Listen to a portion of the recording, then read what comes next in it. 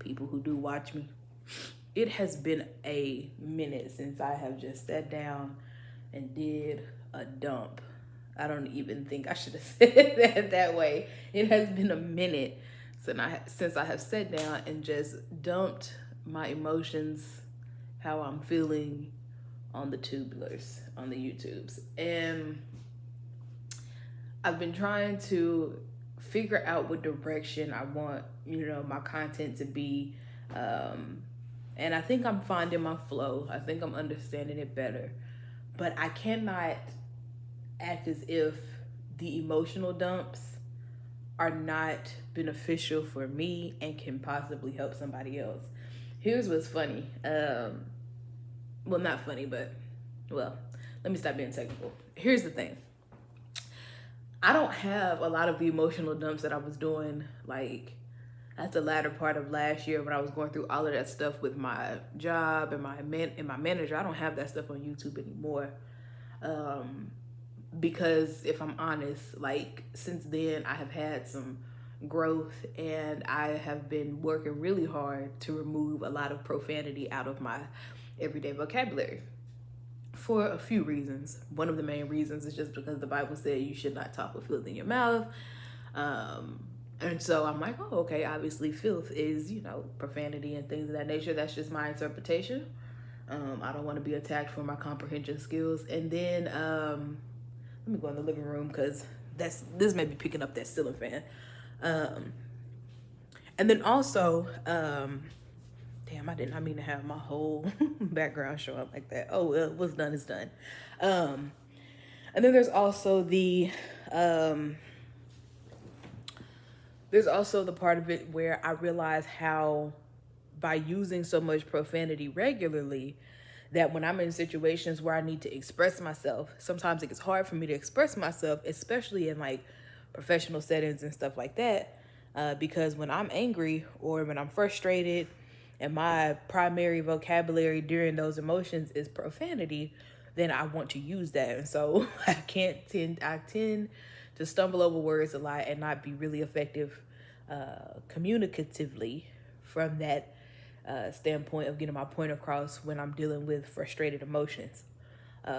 So I took all of that stuff down just because after I started to work on that, it wasn't fitting. It didn't fit me anymore. It didn't fit my character. Now, don't get me wrong.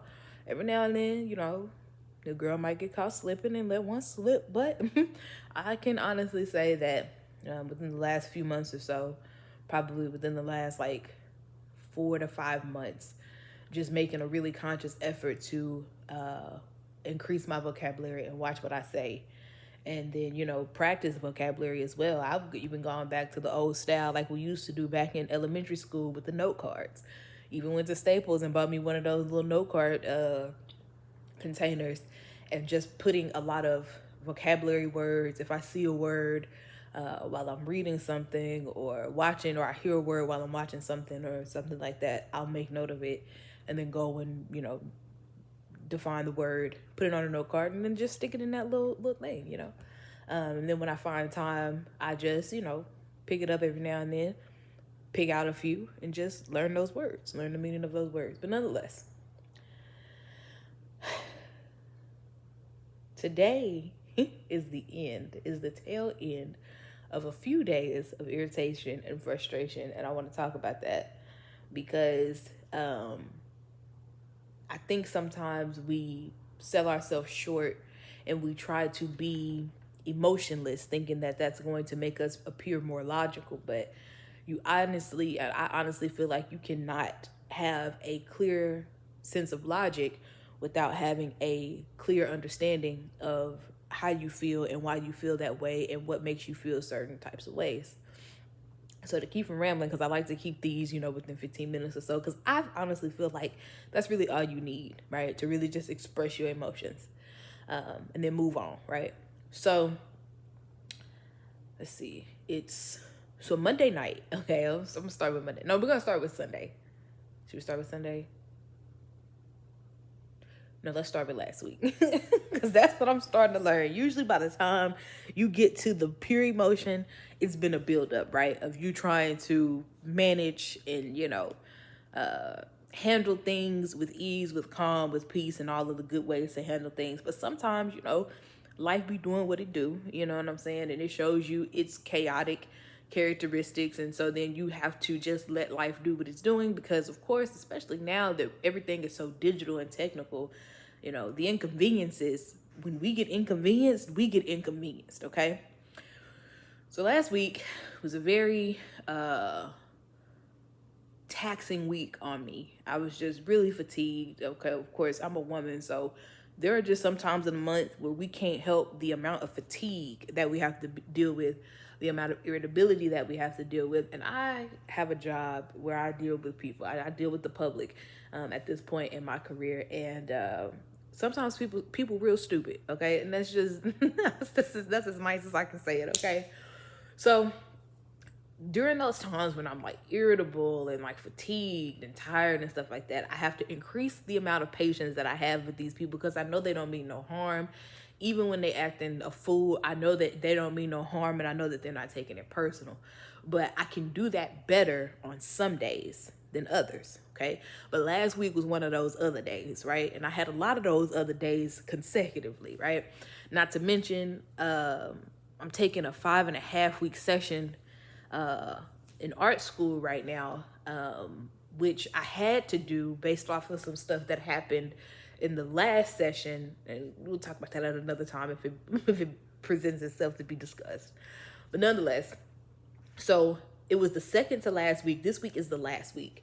It was the second to last week last week, and anybody who's been, through the university, college, collegiate level of education, that week right before finals, for whatever reason, I don't know what it is, but it's the most stressful week next to midterms, in my opinion, right?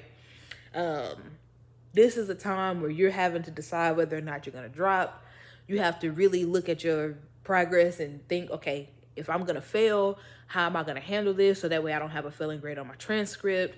You got to make sure you're talking to people who know what they're talking about, because part of the reason why I'm back in this situation, or in this 5.5-week session situation, is because of misadvising a while back. But again, I give people grace, because hey, we only know as much as we know.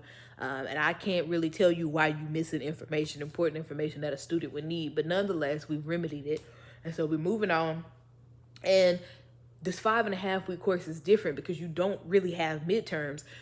Usually by the time you get to 5.5 weeks in a regularly, scheduled session, 5.5 weeks into the course is the midterm time, but 5.5 weeks into this course is the end.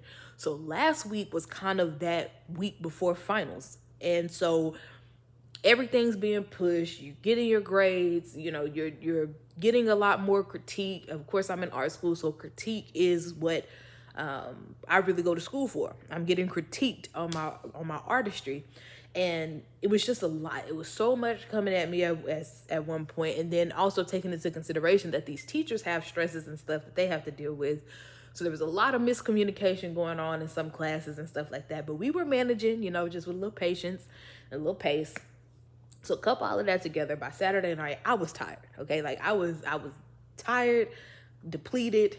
So I took some time, caught up on You and the show on Netflix, and I ordered me some carne asada fries, but I got me some barbacoa instead, and got me some green salsa, and had me a little Simply lemonade, and I just enjoyed that. And because I had to get up and work overtime on Sunday, my overtime shift was from 10 to 9 on Sunday, but no big deal, right? Because I was off on Monday, and I'm thinking, all right, even though I've had to set school back a little bit to focus on work, let me just get work out of the way. And then once all of this stuff is done, I will get back into the flow.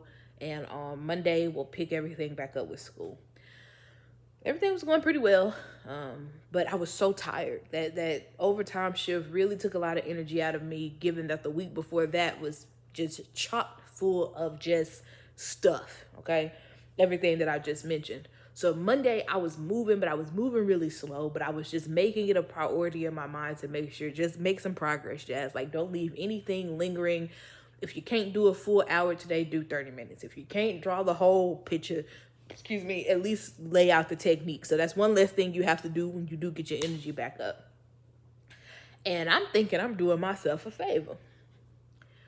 Tuesday morning, yesterday morning, about 4 o'clock in the morning, my SIM card just stops working. Now, I need my cell phone or I need my cellular service because that's how I do my two-step authentication to get into my softwares and my programs and my classes at school. And I didn't think about that in the beginning. But I have other devices that I can use to talk to other people who have iPhones and iMessage and stuff like that. So I wasn't too unraveled until I realized I need my phone to do schoolwork. And today is the day that I got up early. The reason why I'm saying 4 o'clock is because I got up at 4 o'clock yesterday so I can get some schoolwork out of the way because I wasn't able to complete it all the way that I wanted to the day before. Again, like I said, this is the last week, so I have to have all of my assignments in by Friday, I believe, at 10 o'clock. So I gotta be making progress. There's no minute in this week where if I don't have some time, if I have time, I can't be using that time to be chillaxing. I gotta be making some progress. So nonetheless, SIM card is out. I'm talking to Spectrum. That's why I have my cellular service through because that's the only thing that's available in this area.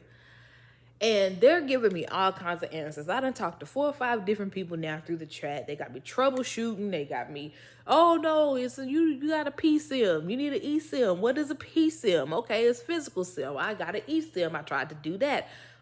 iPhone saying big as that, girl, you ain't got no eSIM. Finally, I just put it down last night. I said, I'm not finna stress over this. I'm already at my capacity emotionally. And I'm fatigued. I'm emotionally fatigued. I'm going to set this down and I'm going to just get up and face it in the morning. But of course, as things go, when you got a bunch of things on your mind, it's hard to sleep. So periodically through the night, I'm checking my phone, hoping the day before Christmas that, I'm going to have a present. I'm going to see that this SIM card situation has remedied itself, and it has not. So I faced the reality that I'm going to have to get up early this morning and try to take care of this. I reach out to a chat agent. I reach out to one woman. She's super short. She ain't really even trying to help. She was trash. Finally get somebody on the line who tells me what I had been thinking it was all along. You need a new SIM card. Baby, we could have figured this out yesterday, and I could have known that my SIM card was going to be here by tomorrow, but now it's got to be here by Friday because I spoke to 5 other people who didn't know what they was doing. But that's not uncommon in this climate. There's a lot of people who have jobs and they don't know what they're doing in their jobs.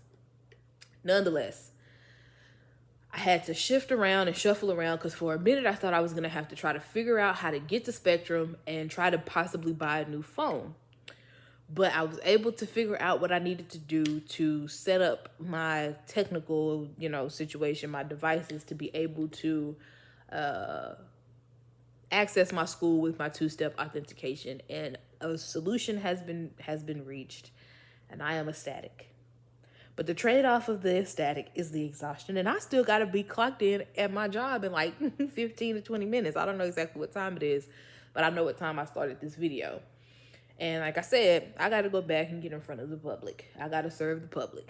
And so I am just at this point where I'm just like, let me get this off. Let me hear myself talk about this. Let me hear how I navigated through this from my own mouth and realize that I did come to a solution, and know that even though, the next few days might be a little bit of a push on my end, I got my Altismo espresso, I got coffee, I got little candies, I got bubble bath, I got candles, I feel like everything I got up this morning, and instead of, getting task oriented, I said, you know what, let's go to Target, let's get a couple days worth of stuff, because we know for the next couple days, we're going to be really, our attention is really going to need to be 100% focused, narrow laser vision on getting these assignments in. And then guess what? When it's all said and done, you got the weekend coming up. You're hanging out with friends. All next week, you ain't got nothing school related to worry about. Let's just get through these last 2 days. So I went to Target and got some things that will help me pace myself through this process. But I just wanted to come and say that I am just so proud of myself for getting to this point in my life where I don't let the inconveniences get me too unraveled. And it was eerie a little bit, especially now that I've grown a little bit, because Usually in times past, anytime I would be inconvenienced, I would just be, it would send me into like a really bad, unhealthy, disordered mental state. I couldn't think straight. Like I would have ideas and things that wouldn't necessarily be pushing me towards a solution, and it would actually be making my situation much worse because I wasn't taking the time to think because I was being driven by the emotion in it. I couldn't manage the stress. But some other things happened, but I'm up on time here, that I feel like really helped me realize, because there was almost a moment where I almost was like, you know what, forget it. I'm gonna go back. I'm gonna regress back to my old ways of dealing with stress. And one of my homeboys, he was there to kind of keep me on track, and it's like, Jazz, like, yeah, don't do that. Like, don't do that at all. Like, just stay on track. Do what you've been doing. If you've been figuring it out this long, you can figure this out. Because I was telling him I just didn't know how to manage my stress very well. And then, of course, this situation happens, as life does, as God does, puts tests in front of us. But I'm glad that I didn't regress back to my old ways, because if I would have regressed back to my old ways, I feel like that would have threw me off completely. But I had some stuff in mind, and I was like, okay, this is how we're gonna do it. We're gonna try this first, we're gonna try this second, we're gonna try this third, and if all else fails, if we can't fix the situation, then we just have to let the situation fix itself, which is what I feel like it was doing anyways. But sometimes you get to you have some conflict where the only resolution is to sit and wait and let it fix itself. And we don't like sometimes to get to that point, because it does require patience, and it does require other people's understanding, support, comprehension, communication to make it work. And sometimes it just doesn't work well. I've been there, so sometimes we dread that. But I think that we can eliminate a lot of the dreadful parts if we really put our foot forward and make sure that we're at least taking care of the parts of it that we can manage, right? Not regressing back to old habits just because we think it's an easier fix. Challenging ourselves to progress through the situation as best as we can. Knowing our triggers, knowing our points where we have to say, okay, I'm really exhausted. I cannot do anything else. Because I used to be the type of person super, super exhausted. Like, I mean, hanging on by a thread, still trying to push through because I didn't want, like, what I said earlier. I went over 15 minutes a little bit, but that's okay. This is my first time doing this in a long time. I'm going to be done, though. I was like, I don't want to be waking up through the night worrying about it. Well, sometimes that happens. But it's way worse to try to figure out something when you're completely exhausted, because exhaustion is not just a momentary thing.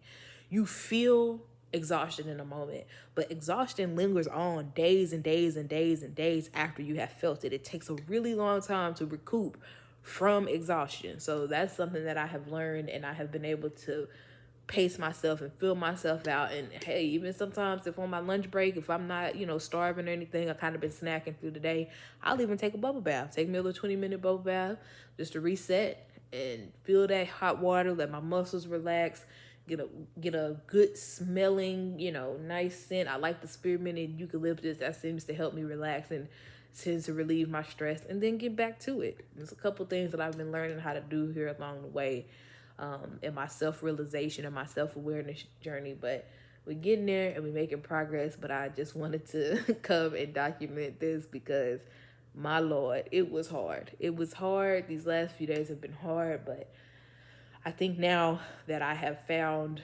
an anchor here to kind of,